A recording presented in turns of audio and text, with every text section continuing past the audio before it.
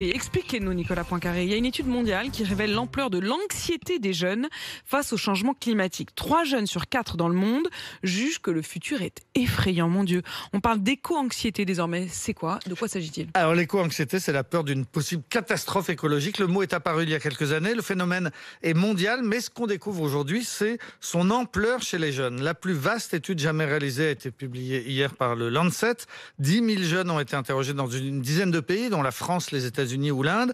Et voici les chiffres stupéfiants que révèle cette étude. 75% des jeunes donc estiment que le futur est effrayant ou inquiétant. 56% jugent tout simplement que l'humanité est condamnée. 56%, plus de la majorité pense qu'on est condamné. 39% par conséquent hésitent à avoir des enfants et majoritairement ces jeunes se disent apeurés, tristes, anxieux, en colère, impuissants, sans défense et même coupables. Tout cela est assez désespérant. Il n'y a que 30% des jeunes pour se dire peu inquiets ou optimistes. Et encore, il faut noter que ce sondage a été réalisé avant les dernières grandes catastrophes climatiques de l'été, les inondations en Allemagne ou en Chine, les incendies en Méditerranée, en Californie ou en Sibérie, sans oublier naturellement tous ces phénomènes locaux comme ce qui s'est passé hier dans le Gard. Est-ce que ces chiffres sont vraiment une surprise?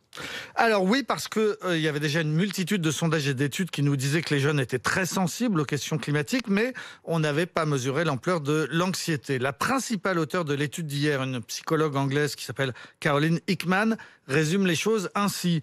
On savait que l'éco-anxiété progressait parmi les jeunes, mais on ne se doutait pas de l'étendue de la souffrance psychologique et de la profondeur du mal. Donc, on parle vraiment d'une maladie. Oui, mais attention, tous ceux qui sont inquiets ne sont pas forcément malades. Pour autant, quand on lit le rapport du GIEC, très, très alarmant, publié cet été, on se dit même que les jeunes ont des raisons objectives d'être inquiets, d'être inquiets ou anxieux. Les 75% de jeunes qui sont effrayés par les changements climatiques ne sont donc pas 75% à souffrir d'une pathologie. Mais l'étude du Lancet évoque une crise de santé publique qui se dessine. Le niveau de souffrance psychique et de stress chronique aura forcément des effets négatifs sur la santé des enfants et des adolescents.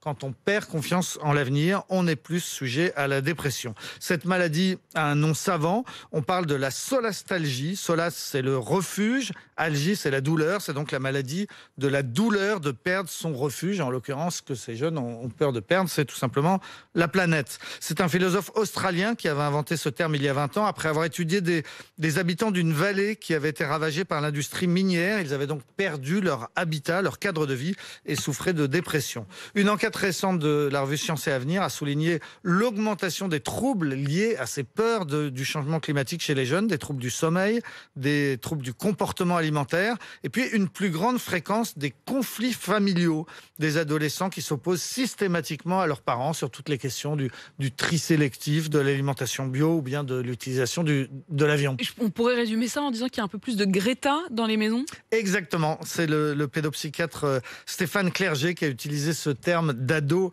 Greta. Et c'est vrai qu'on comprend mieux soudain le succès mondial de Greta Thunberg auprès des jeunes, cette activiste suédoise qui avait inventé la grève de l'école. Elle est à la fois elle-même malade, elle souffre d'une forme d'autisme, mais elle est surtout désespérément inquiète et en colère contre les adultes impuissants. Elle est, en fait, on le découvre, comme la majorité des jeunes donc, du monde. Malade d'éco-anxiété. Vous nous dites que près de 40% des jeunes renonceraient presque à faire des enfants parce qu'ils 39% disent, alors ils ont entre 18 et 25 ans, c'est un âge, parfois on ne sait pas exactement si on fera des enfants et combien. Moi j'ai envie de leur dire justement, pour changer le monde, faites des enfants, parce que comme Hannah Arendt le dit, chaque enfant qui naît est un espoir pour l'humanité. C'est peut-être votre enfant qui changera le monde et qui le sauvera.